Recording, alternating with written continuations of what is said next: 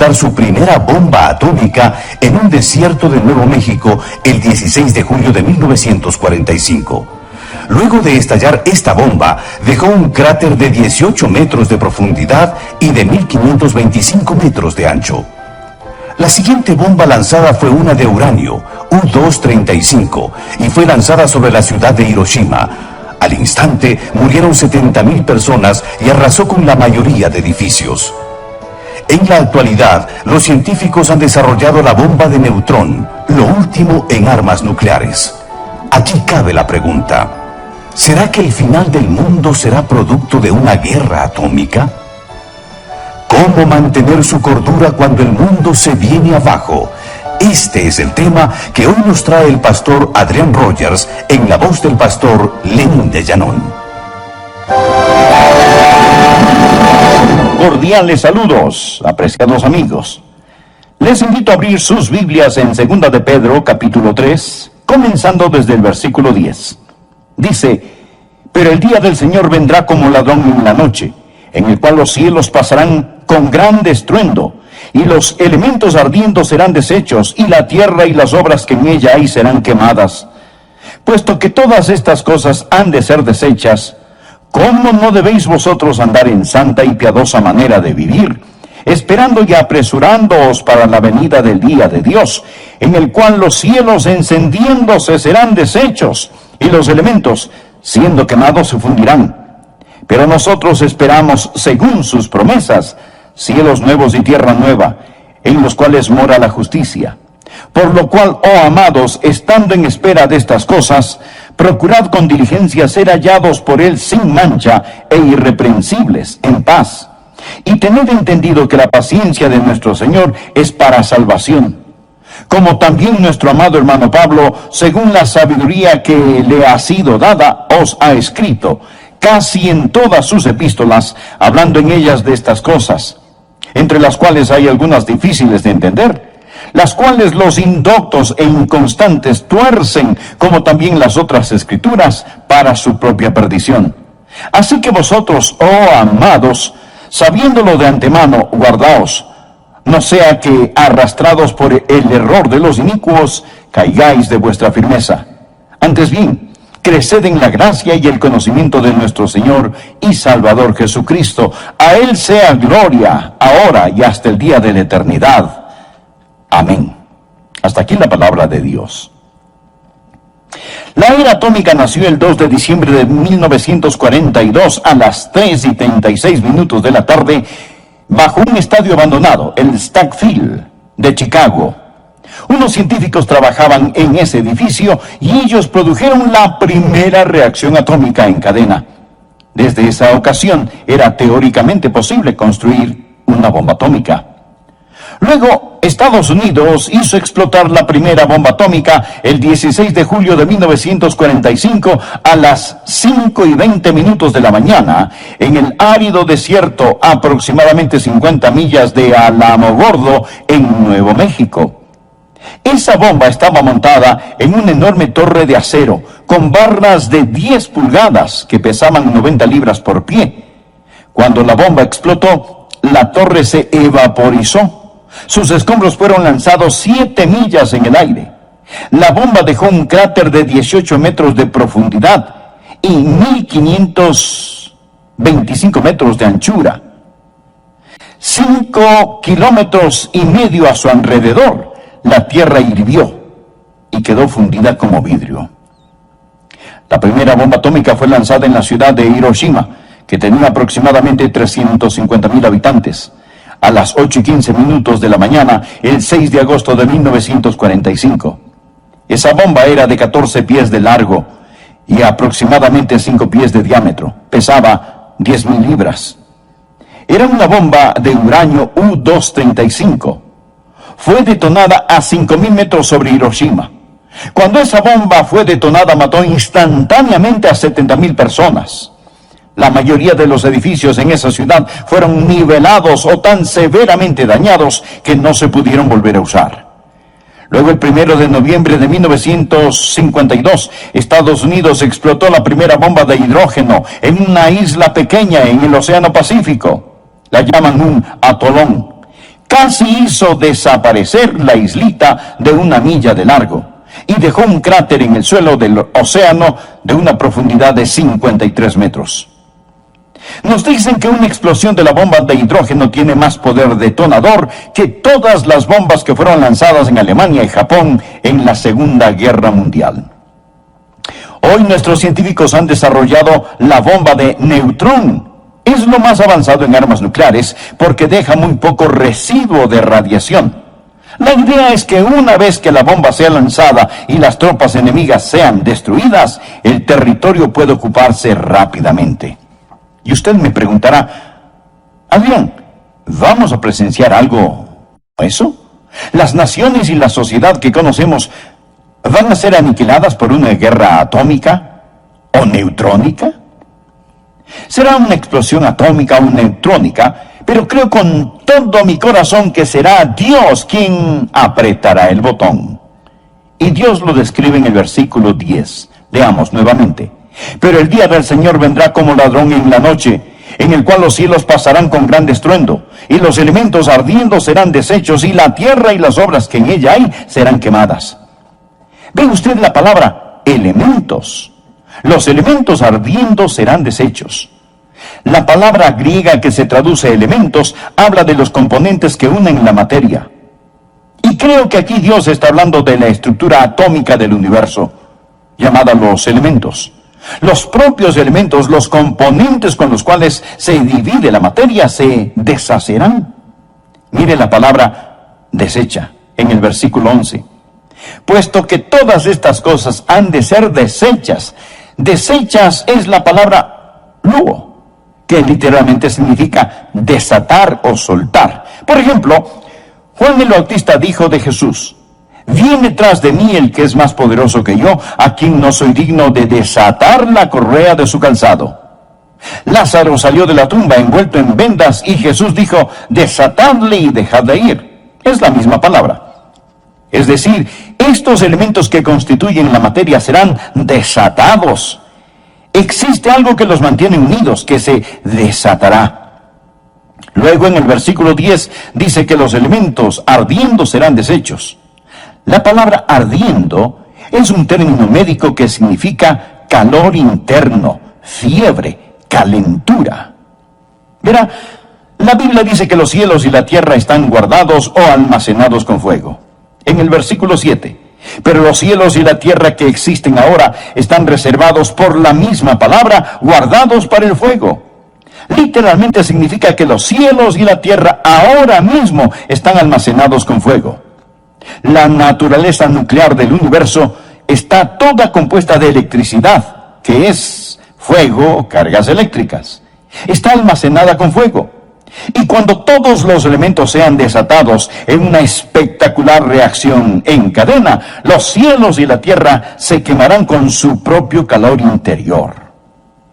Bueno, tal vez no llegue a ser como estoy diciendo, pero amigo, ocurrirá.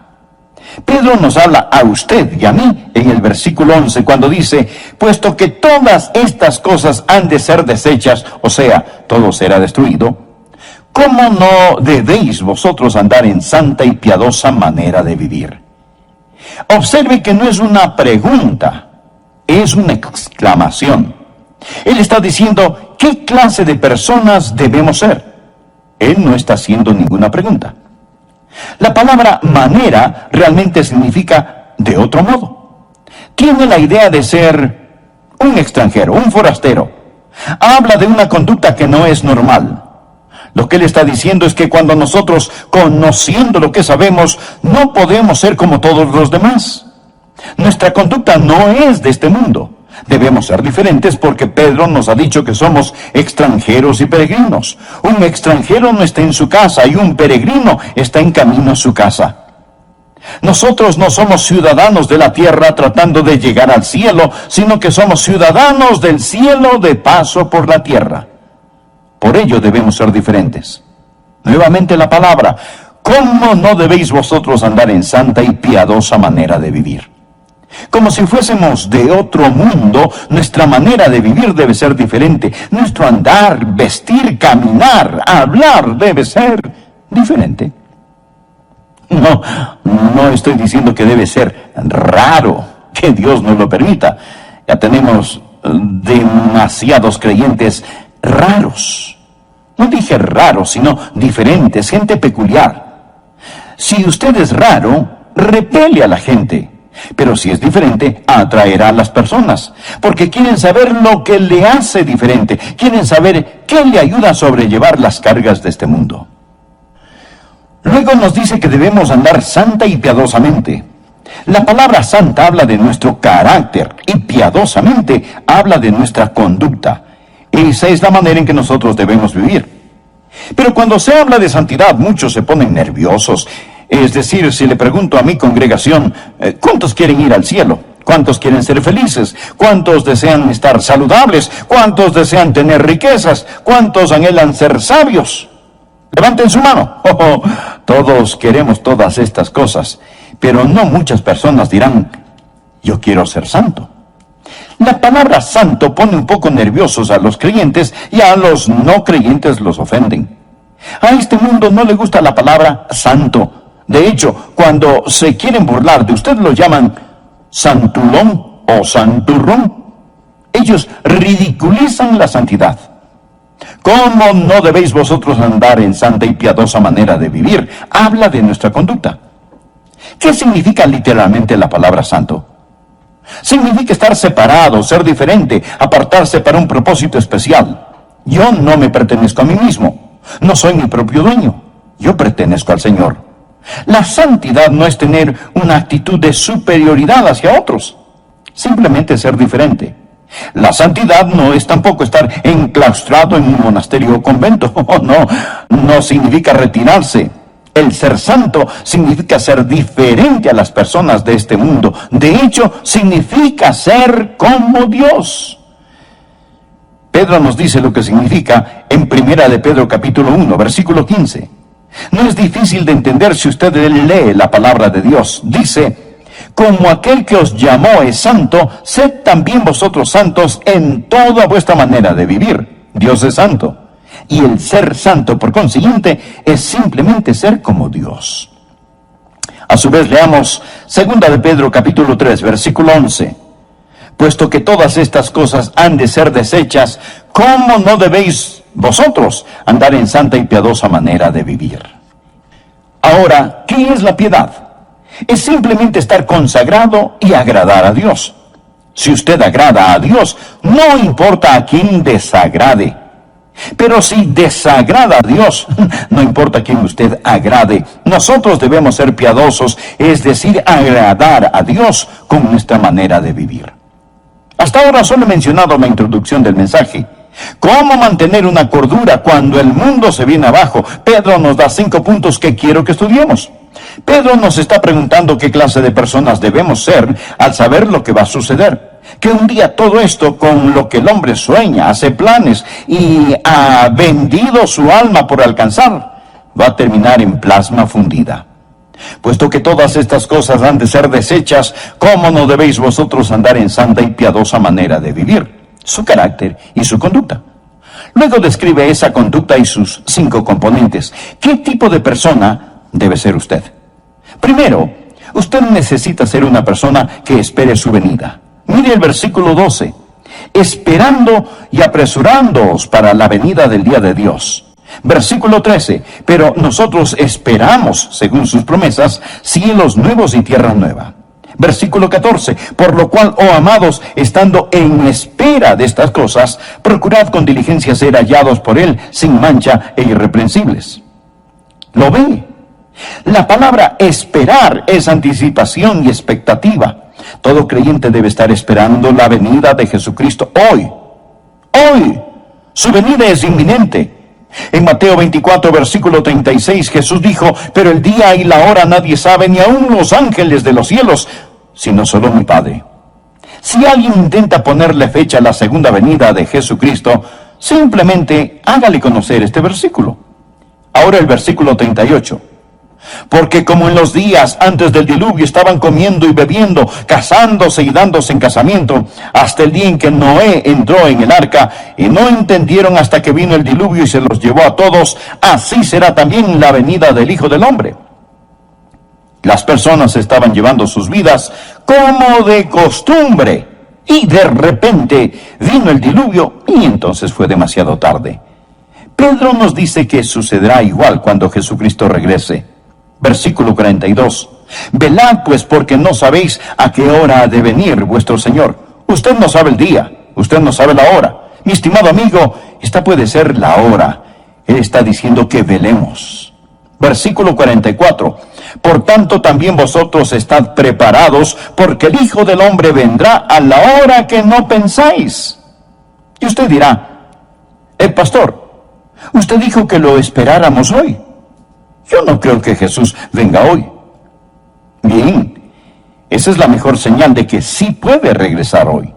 El Hijo del Hombre vendrá a la hora que no pensáis. Pedro nos dice que esperemos en cualquier momento la venida del Señor, y es por esa esperanza que nos mantenemos puros. Jesucristo nos dice en Lucas capítulo 12, verso 35, estén ceñidos vuestros lomos y vuestras lámparas encendidas. Esto significa estar listos para viajar. Y vosotros sed semejantes a hombres que aguardan a que su Señor regrese de las bodas, para que cuando llegue y llame, le abran enseguida. Debemos ser como siervos que esperan que su amo regrese de una fiesta. Ahora, mire este precioso versículo que tengo subrayado en mi Biblia, el verso 37. Bienaventurados aquellos siervos a los cuales su Señor, cuando venga, halle velando. Versículo 39. Pero sabed esto, que si supiese el padre de familia a qué hora el ladrón había de venir, velaría ciertamente, y no dejaría minar su casa. Vosotros pues también estad preparados, porque a la hora que no penséis, el Hijo del Hombre vendrá. Entonces Pedro le dijo, Señor, ¿dices estas parábolas a nosotros o también a todos? ¿Lo ve? Pedro estaba presente cuando el Señor dijo que tenemos que velar o estar preparados, esperando. Versículo 42. Y dijo el Señor, ¿quién es el mayordomo fiel y prudente al cual su Señor pondrá sobre su casa para que a tiempo les dé su ración? Bienaventurado aquel siervo al cual, cuando su Señor venga, le halle haciendo así. En verdad os digo que le pondrá sobre todos sus bienes. Ahora, escuche lo que dice el versículo 45. Mas si aquel siervo dijere en su corazón, mi Señor tarda en venir, y comenzare a golpear a los criados y a las criadas, y a comer y beber y embriagarse, vendrá el Señor de aquel siervo en día que éste no espera, y a la hora que no sabe, y le castigará duramente, y le pondrá con los infieles. Esta parábola simplemente está diciendo, mi estimado amigo, que esté listo,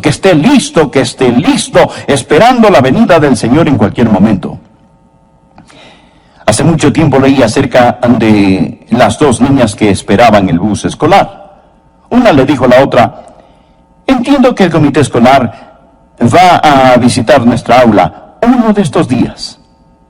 La otra le respondió, bien, si eso es cierto, la próxima semana voy a limpiar mi escritorio. Entonces la primera le preguntó, pero, ¿y si vienen esta semana? Bueno, entonces lo limpiaré al final de la semana. La primera le volvió a preguntar, ¿pero qué y si vienen hoy?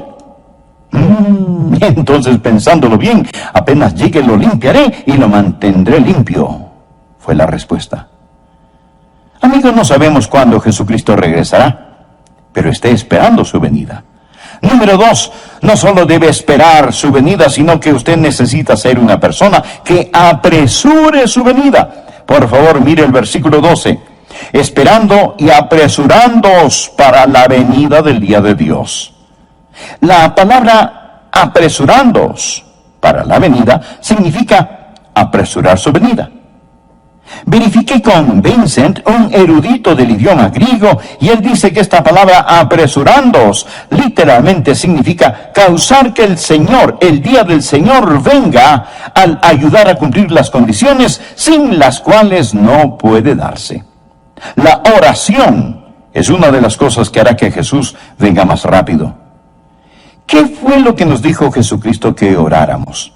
En Mateo capítulo 6, versículo 10, nos enseñó a orar: venga tu reino, hágase tu voluntad, como en el cielo, así también en la tierra.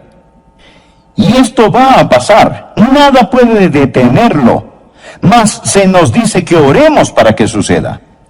Amigo, Dios implora las oraciones de su pueblo para realizar su obra, y nosotros podemos apresurar la venida de Jesucristo al orar por ello. Esa es la razón por la cual la Biblia termina con una oración: sí, ven, Señor Jesús. Otra forma de acelerar la venida de nuestro Señor Jesucristo, no solo a través de la oración, sino a través de la evangelización. La Biblia dice aquí que la única razón por la que Jesucristo no ha venido todavía es porque espera que más personas sean salvadas. Mire el versículo 9. El Señor no retarda su promesa, según algunos la tienen por tardanza, sino que es paciente para con nosotros, no queriendo que ninguno perezca, sino que todos procedan al arrepentimiento. El versículo 15 dice: y tened entendido que la paciencia de nuestro Señor es para salvación. Ahora, por favor, una ambos versículos. El Señor no tarda en cumplir su promesa, sino que el Señor es paciente para con nosotros. ¿Y qué es la paciencia de Dios? Él no quiere que nadie perezca. Su paciencia es para nuestra salvación.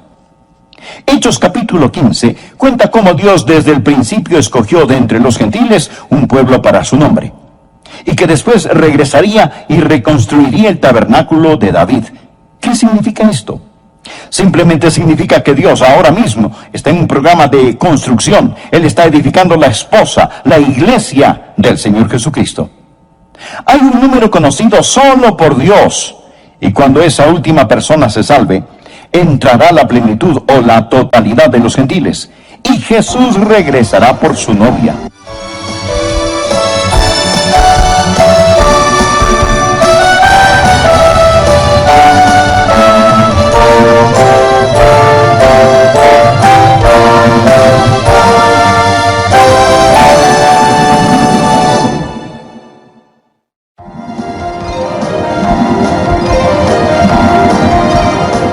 Nosotros no somos ciudadanos de la tierra tratando de llegar al cielo, sino que somos ciudadanos del cielo de paso por la tierra. Por ello debemos ser diferentes. Nuevamente la palabra: ¿cómo no debéis vosotros andar en santa y piadosa manera de vivir? Como si fuésemos de otro mundo, nuestra manera de vivir debe ser diferente. Nuestro andar, vestir, caminar, hablar debe ser diferente.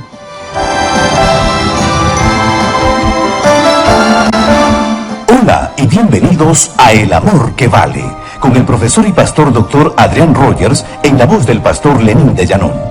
1942 fue el año en el que un grupo de científicos produjeron la primera reacción en cadena e hicieron posible la construcción de la bomba atómica.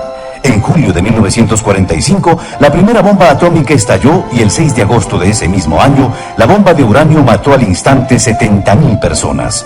En noviembre de 1952, explotó la primera bomba de hidrógeno en una pequeña isla del Pacífico. Provocó un cráter en el suelo del océano de 53 metros de largo. La bomba de hidrógeno tiene más poder detonador que todas las bombas que fueron lanzadas en la Segunda Guerra Mundial juntas. La industria de las armas nucleares continúa. El punto es que si el fin del mundo se produce por una explosión atómica, seguro que esos botones estarán bajo el control del Señor. Hoy continuamos con la segunda parte del tema: ¿cómo mantener su cordura cuando el mundo se viene abajo? Enseguida, el doctor Adrián Rogers, en la voz del pastor Lenín de Llanón.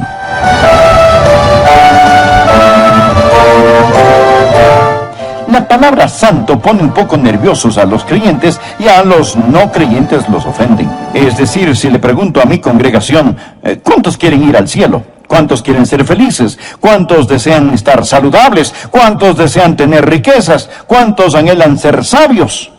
Levanten su mano. Todos queremos todas estas cosas, pero no muchas personas dirán: yo quiero ser santo. La palabra santo pone un poco nerviosos a los creyentes y a los no creyentes los ofenden. A este mundo no le gusta la palabra santo. De hecho, cuando se quieren burlar de usted lo llaman santulón o santurrón. Ellos ridiculizan la santidad. ¿Cómo no debéis vosotros andar en santa y piadosa manera de vivir? Habla de nuestra conducta. ¿Qué significa literalmente la palabra santo? Significa estar separado, ser diferente, apartarse para un propósito especial. Yo no me pertenezco a mí mismo. No soy mi propio dueño. Yo pertenezco al Señor. La santidad no es tener una actitud de superioridad hacia otros. Simplemente ser diferente. La santidad no es tampoco estar enclaustrado en un monasterio o convento. No significa retirarse. El ser santo significa ser diferente a las personas de este mundo. De hecho, significa ser como Dios. Pedro nos dice lo que significa en 1 de Pedro capítulo 1, versículo 15. No es difícil de entender si usted lee la palabra de Dios. Dice: como aquel que os llamó es santo, sed también vosotros santos en toda vuestra manera de vivir. Dios es santo. Y el ser santo, por consiguiente, es simplemente ser como Dios. Que espere su venida. Mire el versículo 12. Esperando y apresurándoos para la venida del día de Dios. Versículo 13. Pero nosotros esperamos, según sus promesas, cielos nuevos y tierra nueva. Versículo 14, por lo cual, oh amados, estando en espera de estas cosas, procurad con diligencia ser hallados por Él, sin mancha e irreprensibles. ¿Lo ve?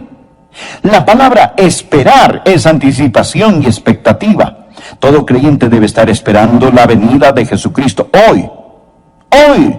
Su venida es inminente. En Mateo 24, versículo 36, Jesús dijo: pero el día y la hora nadie sabe, ni aun los ángeles de los cielos, sino solo mi Padre. Si alguien intenta ponerle fecha a la segunda venida de Jesucristo, simplemente hágale conocer este versículo. Ahora el versículo 38. Porque como en los días antes del diluvio estaban comiendo y bebiendo, casándose y dándose en casamiento, hasta el día en que Noé entró en el arca, y no entendieron hasta que vino el diluvio y se los llevó a todos, así será también la venida del Hijo del Hombre. Las personas estaban llevando sus vidas como de costumbre, y de repente vino el diluvio y entonces fue demasiado tarde. Pedro nos dice que sucederá igual cuando Jesucristo regrese. Versículo 42. Velad pues, porque no sabéis a qué hora ha de venir vuestro Señor. Usted no sabe el día, usted no sabe la hora. Mi estimado amigo, esta puede ser la hora. Él está diciendo que velemos. Versículo 44. Por tanto también vosotros estad preparados, porque el Hijo del Hombre vendrá a la hora que no pensáis. Y usted dirá: pastor, usted dijo que lo esperáramos hoy. Yo no creo que Jesús venga hoy. Bien, esa es la mejor señal de que sí puede regresar hoy. El Hijo del Hombre vendrá a la hora que no pensáis. Pedro nos dice que esperemos en cualquier momento la venida del Señor, y es por esa esperanza que nos mantenemos puros. Jesucristo nos dice en Lucas capítulo 12, verso 35, estén ceñidos vuestros lomos y vuestras lámparas encendidas. Esto significa estar listos para viajar. Y vosotros sed semejantes a hombres que aguardan a que su Señor regrese de las bodas, para que cuando llegue y llame, le abran enseguida. Debemos ser como siervos que esperan que su amo regrese de una fiesta. Ahora, mire este precioso versículo que tengo subrayado en mi Biblia, el verso 37. Bienaventurados aquellos siervos a los cuales su Señor, cuando venga, halle velando. Versículo 39. Pero sabed esto, que si supiese el padre de familia a qué hora el ladrón había de venir, velaría ciertamente, y no dejaría minar su casa. Vosotros pues también estad preparados, porque a la hora que no penséis, el Hijo del Hombre vendrá. Entonces Pedro le dijo: Señor, ¿dices estas parábolas a nosotros o también a todos? ¿Lo ve? Pedro estaba presente cuando el Señor dijo que tenemos que velar o estar preparados, esperando. Versículo 42. Y dijo el Señor: ¿quién es el mayordomo fiel y prudente al cual su Señor pondrá sobre su casa para que a tiempo les dé su ración? Bienaventurado aquel siervo al cual, cuando su Señor venga, le halle haciendo así. En verdad os digo que le pondrá sobre todos sus bienes. Ahora, Escuche lo que dice el versículo 45. Mas si aquel siervo dijere en su corazón, mi señor tarda en venir, y comenzare a golpear a los criados y a las criadas, y a comer y beber y embriagarse, vendrá el señor de aquel siervo en día que éste no espera, y a la hora que no sabe, y le castigará duramente, y le pondrá con los infieles. Esta parábola simplemente está diciendo, mi estimado amigo, que esté listo, esperando la venida del Señor en cualquier momento. Hace mucho tiempo leí acerca de las dos niñas que esperaban el bus escolar. Una le dijo a la otra, entiendo que el comité escolar va a visitar nuestra aula uno de estos días. La otra le respondió, bien. Si eso es cierto, la próxima semana voy a limpiar mi escritorio. Entonces la primera le preguntó, pero, ¿y si vienen esta semana? Bueno, entonces lo limpiaré al final de la semana. La primera le volvió a preguntar, ¿pero qué y si vienen hoy? Entonces, pensándolo bien, apenas llegue lo limpiaré y lo mantendré limpio, fue la respuesta. Amigos, no sabemos cuándo Jesucristo regresará, pero esté esperando su venida. Número 2, no solo debe esperar su venida, sino que usted necesita ser una persona que apresure su venida. Por favor, mire el versículo 12. Esperando y apresurándoos para la venida del día de Dios. La palabra apresurándoos para la venida significa apresurar su venida. Verifiqué con Vincent, un erudito del idioma griego, y él dice que esta palabra apresurándoos literalmente significa causar que el Señor, el día del Señor, venga al ayudar a cumplir las condiciones sin las cuales no puede darse. La oración es una de las cosas que hará que Jesús venga más rápido. ¿Qué fue lo que nos dijo Jesucristo que oráramos?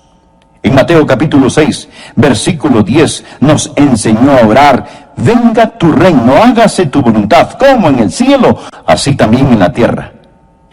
Y esto va a pasar, nada puede detenerlo, mas se nos dice que oremos para que suceda.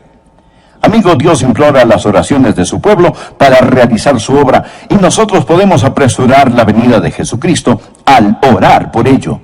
Esa es la razón por la cual la Biblia termina con una oración. Sí, ven, Señor Jesús. Otra forma de acelerar la venida de nuestro Señor Jesucristo, no solo a través de la oración, sino a través de la evangelización. La Biblia dice aquí que la única razón por la que Jesucristo no ha venido todavía es porque espera que más personas sean salvadas. Mire el versículo 9. El Señor no retarda su promesa, según algunos la tienen por tardanza, sino que es paciente para con nosotros, no queriendo que ninguno perezca, sino que todos procedan al arrepentimiento. El versículo 15 dice, y tened entendido que la paciencia de nuestro Señor es para salvación. Ahora, por favor, ambos versículos. El Señor no tarda en cumplir su promesa, sino que el Señor es paciente para con nosotros. ¿Y qué es la paciencia de Dios? Él no quiere que nadie perezca. Su paciencia es para nuestra salvación. Hechos capítulo 15 cuenta cómo Dios desde el principio escogió de entre los gentiles un pueblo para su nombre, y que después regresaría y reconstruiría el tabernáculo de David. ¿Qué significa esto?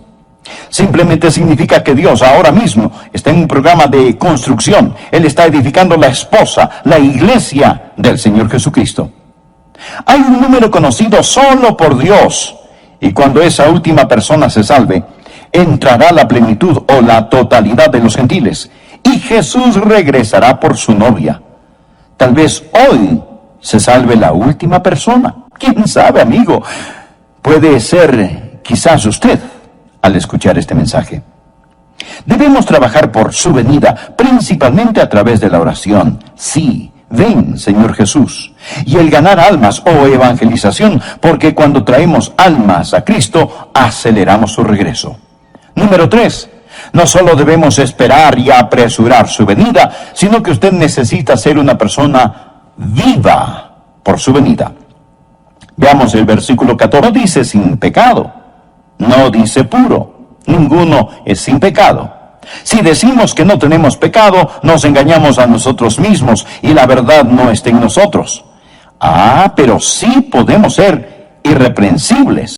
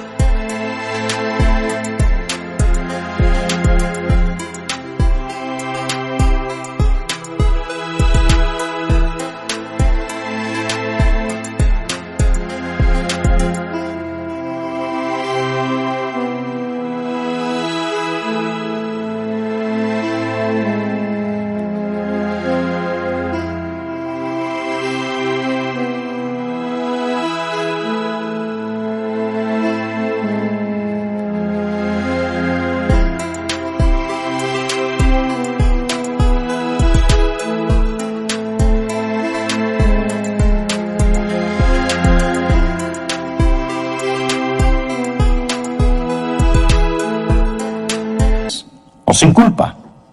¿Y qué significa vivir sin culpa?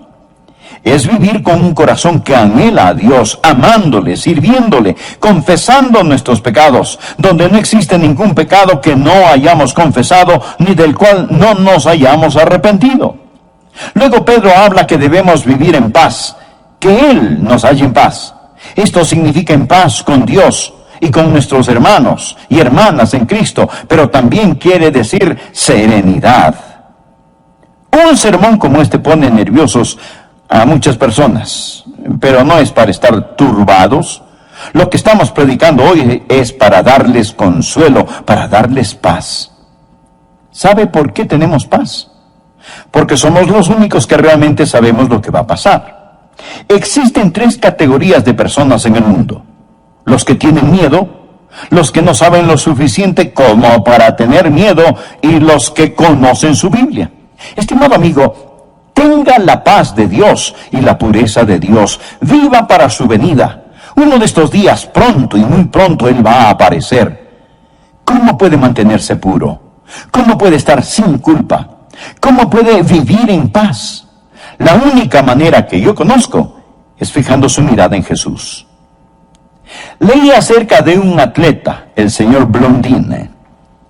Él era un equilibrista que ataba un alambre a lo largo de las cataratas del Niágara. Y sobre las rugientes cataratas, este hombre caminaba sin una red de seguridad sobre ese alambre de un extremo a otro. En una entrevista le preguntaron que cuál era su técnica. Él respondió: yo pongo una gran estrella plateada sobre la otra plataforma a la cual camino, y nunca quito mi mirada de esta. Necesitamos poner nuestra mirada en el Señor Jesucristo y no quitarla, porque la Biblia dice: y todo aquel que tiene esta esperanza en Él se purifica a sí mismo, así como Él es puro. Y esa es la forma en que debemos estar viviendo en estos últimos días, viviendo por su regreso. Cuarto, no solo debemos vivir por su venida, sino que usted necesita ser una persona que estudia acerca de su venida. Versículo 16. Casi en todas sus epístolas, hablando en ellas de estas cosas, Pablo escribió sobre esto una y otra vez, entre las cuales hay algunas difíciles de entender, las cuales los indoctos e inconstantes tuercen, como también las otras escrituras, para su propia perdición. No piense que usted puede tomar una Biblia, hojear sus páginas y entenderla. Oh, no, de ninguna manera. Pedro dice que Pablo escribió sobre la segunda venida de Jesús, pero Simón Pedro, un apóstol lleno del Espíritu Santo, dijo que hay algunas cosas difíciles de entender. ¿Ha tenido usted alguna vez dificultad en entender las Escrituras? Permítame decirle, mi amigo, que está en buena compañía. Simón Pedro dijo: hay algunas difíciles de entender, pero ahora preste atención, las cuales los indoctos e inconstantes tuercen, como también las otras escrituras, para su propia perdición. Los indoctos o ignorantes e inconstantes o inestables a veces tuercen las escrituras. La palabra tuercen literalmente significa poner a una persona en un potro de tortura como se hacía en los tiempos medievales. Es lo que algunos hacen con la palabra de Dios. Ellos usan su propia cámara personal de tortura, con su ignorancia y su inestabilidad, y toman la palabra de Dios y la tuercen. Usted puede hacer que la Biblia diga lo que sea. La ilustración clásica. Judas salió y fue y se ahorcó. Haga lo mismo. Y lo que vas a hacer, hazlo más pronto. Todas estas son escrituras. Pero la Biblia no dice que se ahorque. Esto es torcer la Biblia para hacer que diga lo que no dice. No solo debemos esperar, apresurar su venida y vivir por su venida, mas también necesitamos estar aprendiendo acerca de su venida. En 2 de Timoteo leemos: procura con diligencia presentarte a Dios aprobado como obrero que no tiene de qué avergonzarse, que usa bien la palabra de verdad. Porque con la palabra no se juega. Mire lo que dice: entre las cuales hay algunas difíciles de entender, las cuales los indoctos e inconstantes tuercen, como también las otras escrituras. Ahora escuche: para su propia perdición. Usted está jugando con dinamita. Esta explotará y lo destruirá. Es una espada de dos filos. Es un condimento de vida para vida o de muerte para muerte. Por último, usted necesita ser una persona que mantiene su firme posición hasta su venida. Versículo 17. Así que vosotros, oh amados, sabiéndolo de antemano, guardaos, no sea que arrastrados por el error de los inicuos, caigáis de vuestra firmeza. Aférrese a la palabra de Dios, manténgase firme, siga la trayectoria correcta, no caigáis de vuestra firmeza. Ahora bien, Él no habla de caer de vuestra salvación. Él está hablando de caer de su firme posición.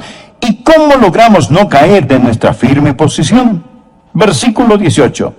Antes bien, creced en la gracia y el conocimiento de nuestro Señor y Salvador Jesucristo. A Él sea gloria ahora y hasta el día de la eternidad. Amén. ¿Sabe cuál es la forma de no caer de su firmeza? Creced en la gracia y el conocimiento. En el idioma griego literalmente dice: siga creciendo, simplemente siga creciendo. Crezca en gracia y crezca en conocimiento. La gracia sin el conocimiento lo hará demasiado suave, y el conocimiento sin gracia lo hará demasiado duro. Creced en la gracia y el conocimiento de nuestro Señor y Salvador Jesucristo. Amigos, lo que le pasa a mucha gente es que pasan adelante, se salvan y luego se duermen. Y con razón se caen. Ellos no siguen creciendo. Siga creciendo en la gracia y el conocimiento de nuestro Señor y Salvador Jesucristo. Amo la conclusión de este versículo. A Él sea gloria ahora y hasta el día de la eternidad. Amén. ¿Está usted listo para la venida de Jesucristo?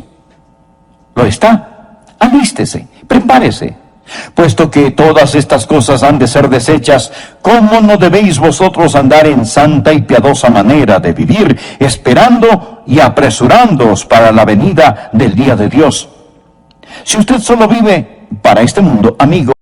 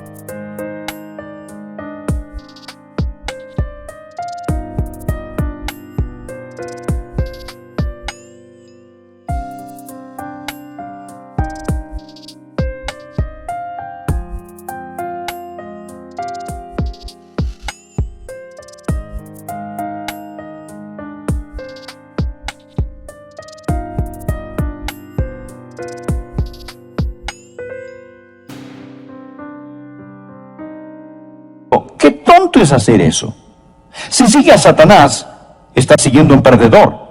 Los reinos de este mundo se convertirán en los reinos de nuestro Dios Jesucristo. A Él sea la gloria ahora y hasta el día de la eternidad. Amén.